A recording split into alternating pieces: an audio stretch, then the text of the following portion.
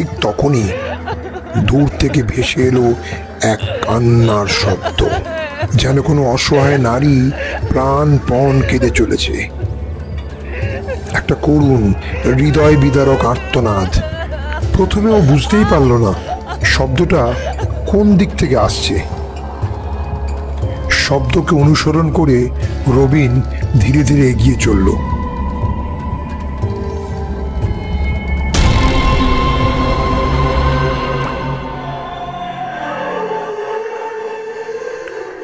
আজ অমাবস্যার রাত, বাতাসে ঠান্ডা গন্ধ। কবরের নিচ থেকে অতৃপ্ত আত্মারা বেরিয়ে আসছে। রবিন বাড়ির বাইরে আসতেই আগের মতো সব শান্ত হয়ে যায়।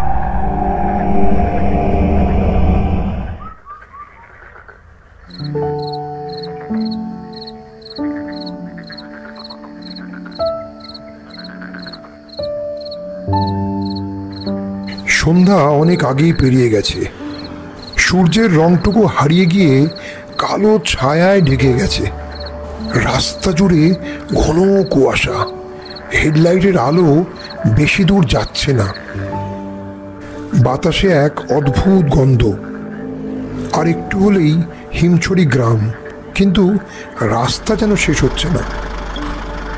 এক সময় হঠাৎ গাড়িটি থেমে যায়। রবিন অবাক হয়ে বাস থেকে নেমে পড়ে।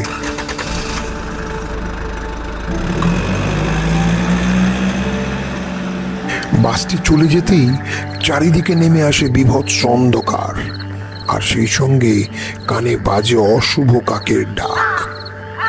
রবিন হঠাৎ থমকে দাঁড়ায়। হ্যাঁ, এই সেই হিমছড়ি গ্রামের শেষ প্রান্ত, মাইকেল সাহেবের বাড়ি। এমনই বলেছিল বৃদ্ধ ভদ্রলোক ফোনে। অনেকক্ষণ অপেক্ষা করার পর বাড়ি থেকে কোনো সাড়া নেই। বাহিরে বেশ ভয় ধরানো পরিবেশ। ও রবিনের গায়ে কাঁটা দিয়ে ওঠে।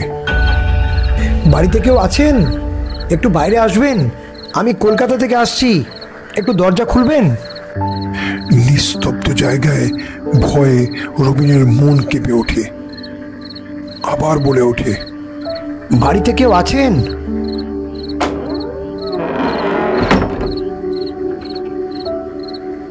আপনি কি নতুন ভাড়াটিয়া? আপনার অপেক্ষাতেই বসেছিলাম। অনেক রাত করে ফেলেছেন, আসুন, ভেতরে আসুন। বৃদ্ধ রবিনকে ভেতরে একটা রুমে নিয়ে গেলেন। এটা আপনার শোবার রুম। এই বাড়িতে আলো নেই, রাতে আপনাকে হারিকেন জ্বালিয়ে থাকতে হবে।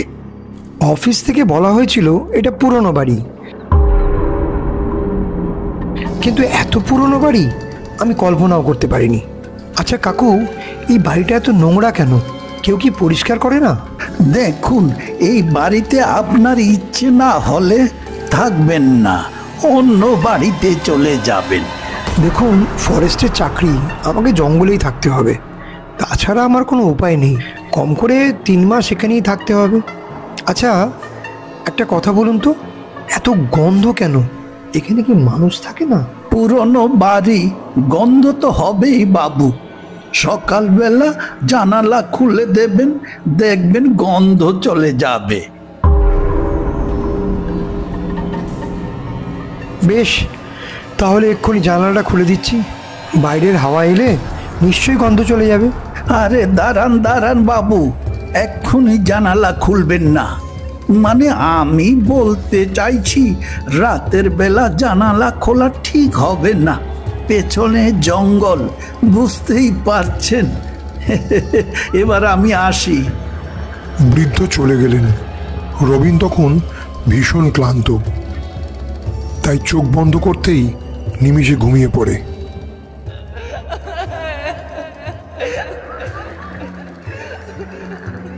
হঠাৎ রাতের নিস্তব্ধতা ভেঙে এক হৃদয় বিদারক কান্নার শব্দ দূর থেকে ভেসে এলো, যেন কোনো অসহায় নারী গভীর যন্ত্রণায় কাঁদছে অবিরাম।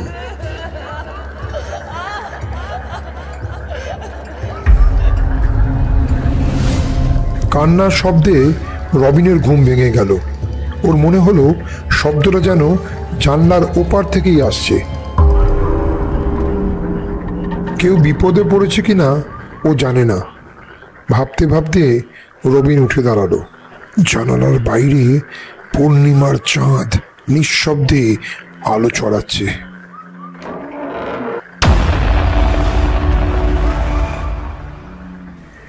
জানালা খুলতেই রবিনের বুক কেঁপে উঠল। সামনের মাঠে সারি সারি কবর আর কবর, কিন্তু আশেপাশে কোনো মানুষ নেই। এক অদ্ভুত ঠান্ডা বাতাস ঢুকে এলো ঘরে। জানালা বন্ধ করতেই ওর মনে হলো কে যেন ওর পেছনে এসে দাঁড়িয়ে আছে। মুহূর্তে গায়ে কাঁটা দিয়ে উঠল, বুকের ভেতর ধুকপুক ধুকপুক করছে। সাহস সঞ্চয় করে ধীরে ধীরে পিছনে তাকালো। কেউ নেই। একটা দীর্ঘ নিঃশ্বাস ছেড়ে রবিন মনে মনে বলল, হয়তো এটা মনের ভুল।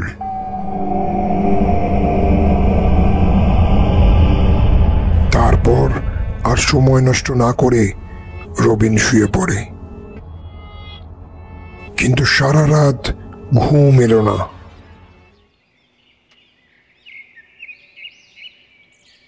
পরের দিন সকালে পাখির ডাকে রবিনের ঘুম ভেঙে যায়। জলখাবার খেতে রবিন বাড়ি থেকে বেরিয়ে আসে। কাছাকাছি নিশ্চয়ই কোনো দোকান পাবে এই আশায়।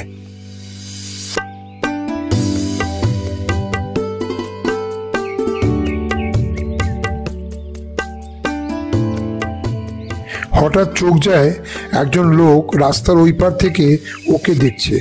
রবিন দাঁড়িয়ে পড়ে। লোকটির কৌতূহল দেখে জিজ্ঞেস করে, এই যে কাকু, ভালো আছেন? বলছি, আপনি কি কিছু আমাকে বলতে চান? না, বলার মতো তেমন কিছু নেই, শুধু আপনাকে দেখে অবাক লাগছে।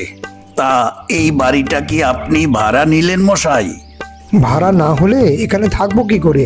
কেউ তো আমাকে ফ্রিতে থাকতে দেবে না। তবে বাড়িটা বেশ বড়, কিন্তু অনেক পুরনো। তা আপনি কি এখানকার স্থানীয় লোক? যদি আশেপাশে কোনো ভালো বাড়ির সন্ধান পান তাহলে বলবেন আমাকে। তবে এত সময় পাবেন বলে মনে হয় না। যদি পারেন আজ রাতেই বাড়িটা ছেড়ে দিন। এটা হচ্ছে অভিশপ্ত মাইকেল সাহেবের বাংলো বাড়ি। আমরা বলি ভূতের বাড়ি। কি মুশকিল, বাড়ি আবার অভিশপ্ত হতে যাবে কেন?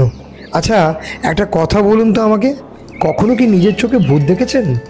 তা দেখিনি, কিন্তু এই বাড়িতে যারা থেকেছে তাদের পাগল হতে দেখেছি।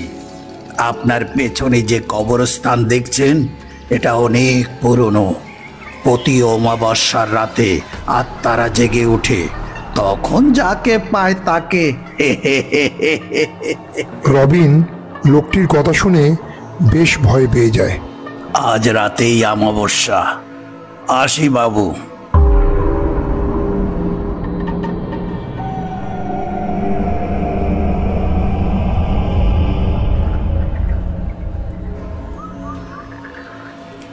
অফিসের কাজ শেষ করে বাড়ি ফিরতে প্রায় সন্ধ্যা গড়িয়ে গেল। রবিন মনে মনে ভাবল, যদি আজও এমন কিছু ঘটে তাহলে কিন্তু এই বাড়ি ছাড়তেই হবে।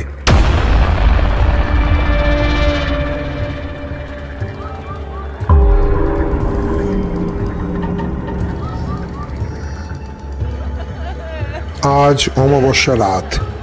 চারিদিকে ঘন অন্ধকারে ঢেকে গেছে। বাতাস নিস্তব্ধ।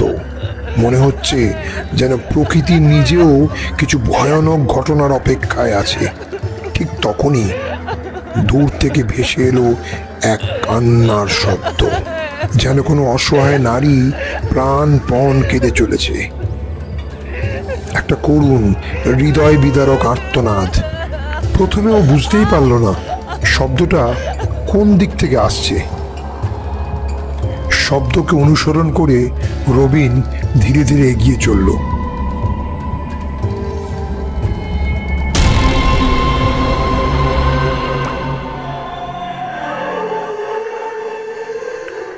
আজ অমাবস্যার রাত। বাতাসে ঠান্ডা গন্ধ। কবরের নিচ থেকে অতৃপ্ত আত্মারা বেরিয়ে আসছে। রবিন বাড়ির বাইরে আসতেই আগের মতো সব শান্ত হয়ে যায়।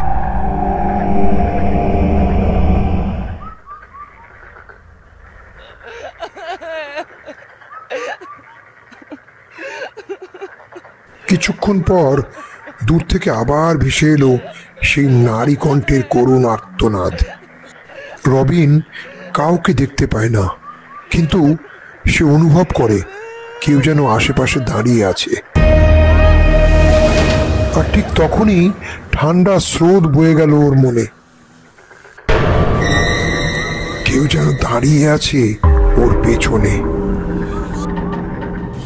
ও দেখলো নরকঙ্কাল সদৃশ্য মানুষ ওর দিকে ছুটে আসছে, চোখ দুটো জ্বলছে আগুনের মতো। রবিন ভয়ে চিৎকার করে উঠল আর মুহূর্তের মধ্যেই মাটিতে লুটিয়ে পড়ল।